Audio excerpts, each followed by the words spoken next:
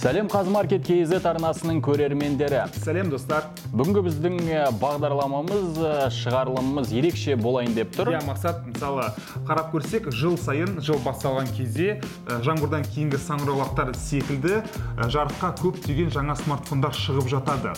Түрлі түстісі бар, біз қаншасына шолу жасадық, арзаны бар, қымбаты бар деген сияқты. Бірақ та солардың ішінде біз асыға күтетін жоғарғы лигадағы смартфондар, флагмандар бар.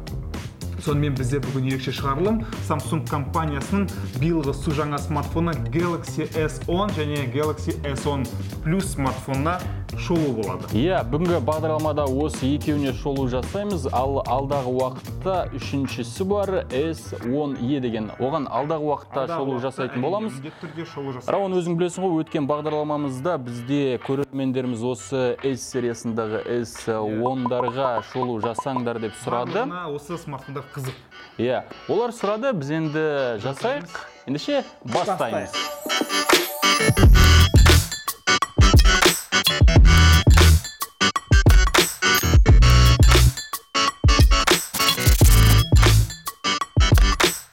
Сатылымда менің қолымдағы S10 қара, міне осындай, сонымен қатар ақ және де жасыл түсте ұсынылған, бірақ негізінен оның жасыл түсі, нақтырақ айтқан кезде жасыл аквамарин деп аталады екен.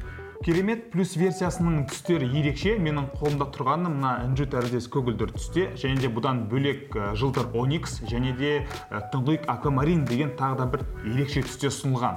Дизайны сырт көзге алғаш көрген кезде, мысалы, маған өзіме қатты ұнады, өте әдемі жасалған. Мынаның дюймі 6.1, ондай үлкен емес, өте ыңғайлы қолда. Плюс версиясында бізде дюймі 6.4. Екеуінің де қорғаныш әйнегі бар, соңғы үлгідегі Gorilla Glass 6, беткі қабаты, ал артқы қабаты Gorilla Glass 5. Және де IP68 жүйесімен, сумен және де шаңнан қорғалған. Дисплейінің кейбір ерекшеліктеріне келетін болсақ, бұл жерде Samsung компаниясының мақтанышына айналған Always On Display технологиясына көңіл аударыңыздар, достар. Себебі сағаттың дизайны және де оның астындағы ақпараттар өте әдемі, стильді түрде орнатылған екен. Және де бұл жерде дисплейінің рұқсаттарына келетін болсақ, 3 түрлі рұқсатта көрсетеді: HD, Full HD және де WQHD деген сияқты. Оған қоса сіз дисплейдің жарықтығын немесе дисплейдің суықтығын, жылылығын өзіңіздің қалауыңызша бақылауларын өзгерте аласыз.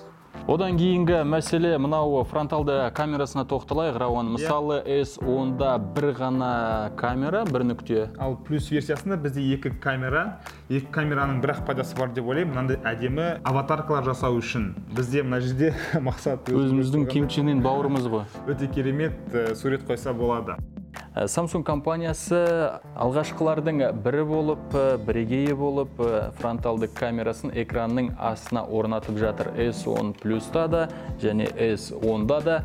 Басында енді шыны керек үйренісе алмай жүруіңіз мүмкін. 1-2 күннен кейін көзіңіз бұғанда үйреніп кетеді. Айырмашылықтар ондай көп емес. S Plus пен S10-да мысалы асты толықтай бірдей 3.5 мм-лік джек. Айта кетерлігі, Samsung компаниясы осы 3.5 мм-лік джекті басқа өндірушілерге қарағанда тастамай бүкіл смартфондарына салып келе жатыр. Оның жанында бізде қоттағыш ұяшығы орналасқан USB-C, оның жанында динамик пен микрофон. Оң жағын айта кетейік, Рауан. Оң жағында бұғаттан шығару тетігі сәл жоғары орналасып кеткен сияқты. Мына S10 нұсқасында қатты білінбесе де, мына S10 Plus нұсқасында өте көзге түседі. Бірақ та Samsung компаниясының айтуы бойынша қазіргі таңда бұл бұғаттағыш батырманы алып тастаса да болады, оның маңызы жойылып бара жатыр. Сол жағында енді, Рауан, дауыс азайтқыш пен дауыс ұлғайтқыш, оның астында сенің сүйікті Bixby-ің. Біздің барлығымыздың керек емес сүйікті Bixby батырмамыз бар. Бірақ та бұл батырманы сіз осы жаңа нұсқаларында Samsung оның биылғы жылдан бастап басқа қосымшаларға ауыстырып жіберсеңіз болады. Бірақ оны 2 рет бассаң ше? 2 рет бассаңыз Bixby'ден әрине құтыла алмайсыз. Енді төбесінде жаңағы слот сим-картаға арналған 2 сим-карта, болмаса 1 сим-карта және жады картасы.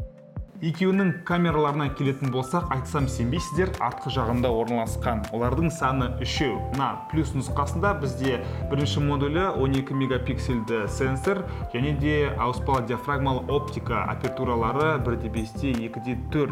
Келесі модулі 12 мегапиксельді жақындату бар телевик. Ал үшінші камерасы болатын болса, бізде кең бұрышты сенсор, бірақ та ода автофокус жоқ. Мына бағана айтқан екі модулінде де бізде оптикалық тұрақтандырғышы бар. Мендегі S10-ның камерасы да 3, стандартты камерасы 12 мегапиксель, және де телефото ол да 12 мегапиксель, ал кең бұрышты қамту арқылы түсіретін камерасы ол 16 мегапиксель және шолу градусы 128 градус екен, Рауан. Видео түсіруінде жақсартқан екен. Біріншіден, бұл 4К сапасында сізге секундына 60 кадр түсіретін мүмкіндігі бар, және де HDR+ қосылған екен. Өте керемет. Және де бұрын баяу түсіру режимінде бұл 0.4 секунд түсіретін болса, қазір 0.8 секундқа дейін ұзартылған.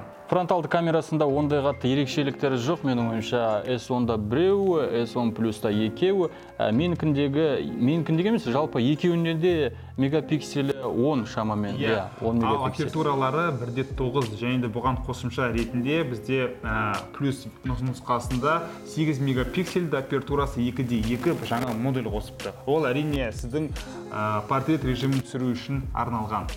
Процессорына келетін болсақ, екеуі де бізде Exynos 9820, ал графикасы Mali G76. Ал Америка нарығына Snapdragon 855 пен сатып жатыр. Ары қарай айтсақ, оперативтік жады 8 гигабайт және де тұрақты жады 128 гигабайт. Екеуінде де ешқандай айырмашылығы жоқ, бірдей. Бірақ та Special Edition деген арнайы нұсқасы бар, ол жерде оперативтік жады ойлаш 12 гигабайт, ал тұрақты жады құлақтарыңызды жабыңыздар 1 терабайт. Біз алдында айтып кеткендей 1 терабайтқа дейін тұрақты жадыны кеткен екен.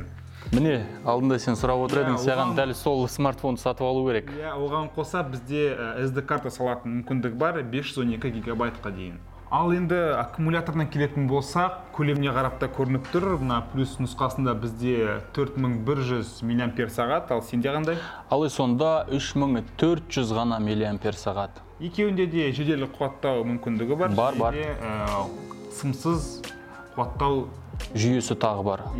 Бірақ та мына плюс нұсқасында бізде Powerbank қызметін атқаратын бір технологиясы бар. Мысалы, сіз өзіңіздің кабельсіз құлаққабыңызды немесе фитнес сағаттарыңызды, бұл смартфондарыңызды да бұл Samsung-тың үстіне қойып қуаттап алсаңыз болады. Ал енді оперативтік жүйесіне келетін болсақ, Android 9 және де One UI қабықшасымен қапталған. Бұл қабықша негізі осы Samsung-тың өзінің қабықшасы жасап шығарған. Мына Android 9-дың немесе Samsung-тың кейбір ыңғайсыз жерлері артқа қайту үшін астыңғы жақтан сол жағасыдан жоғары қарай көтеруіңіз керек. Ал бұрын ашылған бағдарламаларды, қосымшаларды ашу үшін оң жақтан жоғары қарай итеру керек.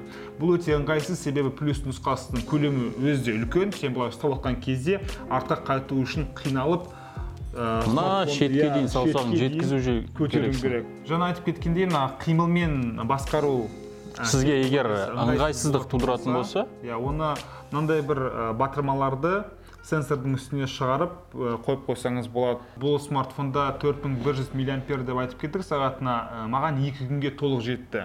Мен фото түсірем, видео түсірем, жеткілікті болды. Сенде қалай?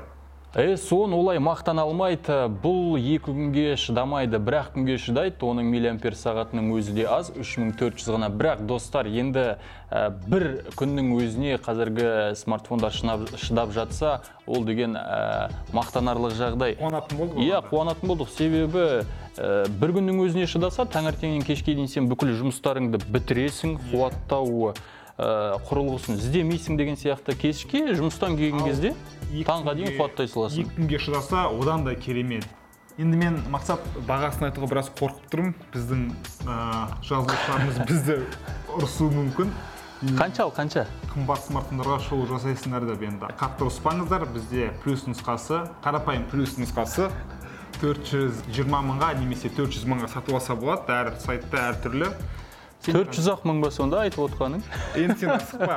Бұлда бізде бағана айтқан 12 гигабайт және де 1 терабайтты нұсқасы бар, Special Edition. Оның бағасы 680 мыңға болады, бірақ та оның жасалу материалдары да шыны емес, керамика. Керамика, иә. Бұл енді S10 Plus-тың бауыр ретінде S10 арзан тұрады, әрине 355 пен 360 мың теңге аралығында сатып алуға болады. Енді қараңыз, сіз Samsung алатын болсаңыз, осы екі смартфонның қайсысын таңдаймын деген сұрақ туындайды. Мақсат, сен өзің қалай ойлайсың? Жеке мен осы өзімнің қолымдағы S10 смартфонын сатып алатын едім.